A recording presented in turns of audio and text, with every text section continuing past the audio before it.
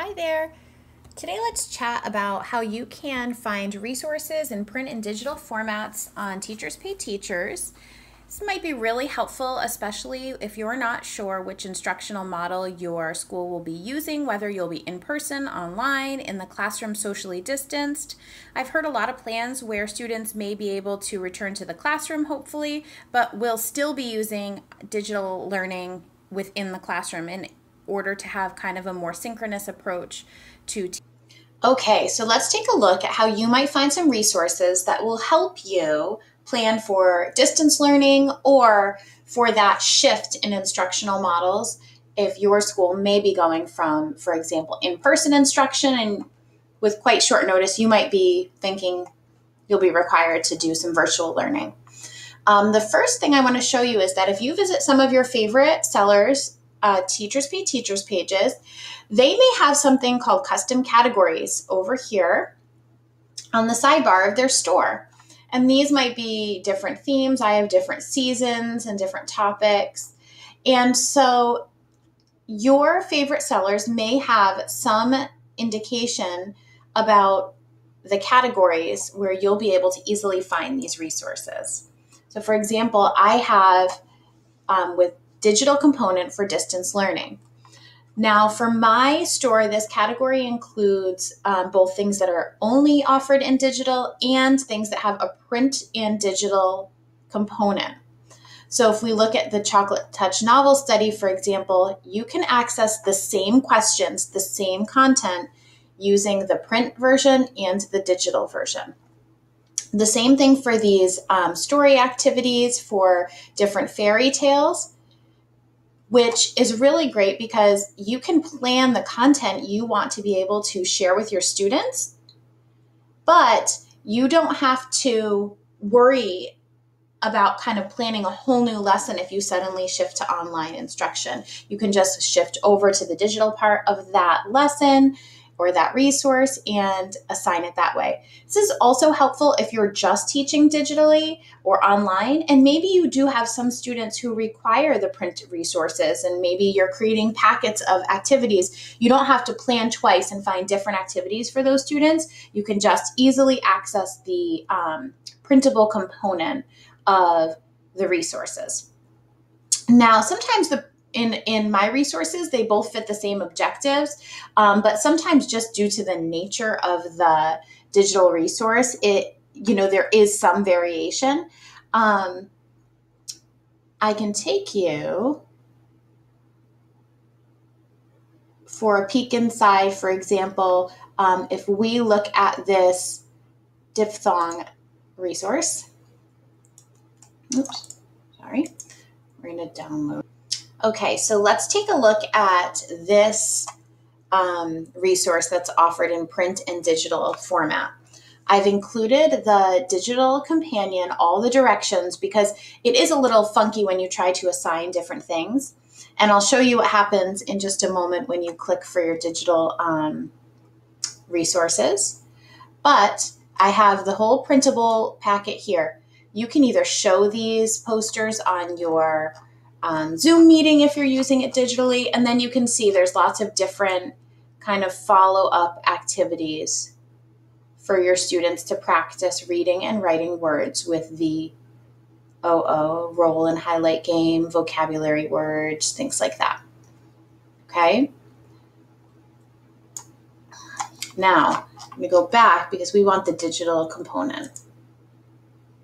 And right here, it will ask you, do you want to make a copy? And you do. You want to save that to you'll want to save that to your own drive.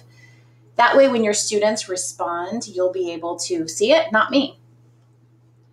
You can also, at this point, edit which pages are included and things like that. And it won't affect like the master copy that everyone else is getting. So here's the digital version. You will notice that the posters are here. We've got the chant practice. So if you have families at home helping, they can help. Remember, you can assign whichever parts you want. So move the boxes to outline the EW or OO. And then practice reading the word, right? So this is part of the digital component. Here's a word sort where they can drag and sort the words, the word match to the picture. Here they can click in the boxes to actually type and then drag the line to match. So it's actually just really a way to complete the same sort of objectives. The silly sentence isn't still here. And then sometimes, remember I said all of the components don't always lend themselves. This one is really a little bit harder to do on the computer. So if you offered this to families, some of them might want to optionally print and play for extra practice. So I have included it there because then you can just include it in your Google assignment.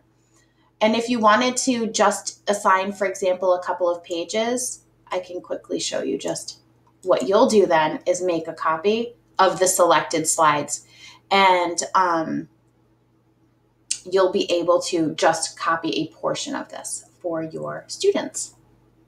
Now, if your favorite teacher authors don't have a different categories over here that help you kind of determine, oh, here's where I can find your digital component for distance learning, you can search in their store and you can use keywords like digital. And it will just search those favorites, and you can see all the ones that have been tagged with digital will come up. Okay.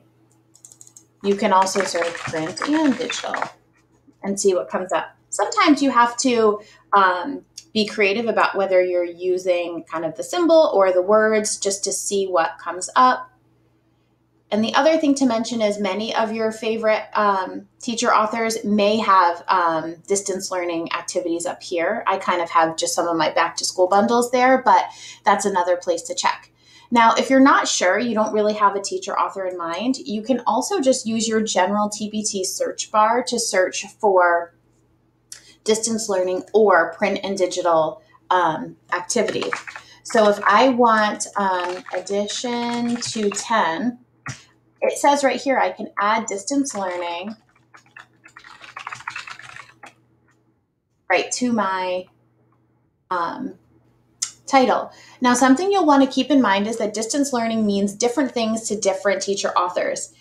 In some cases, it means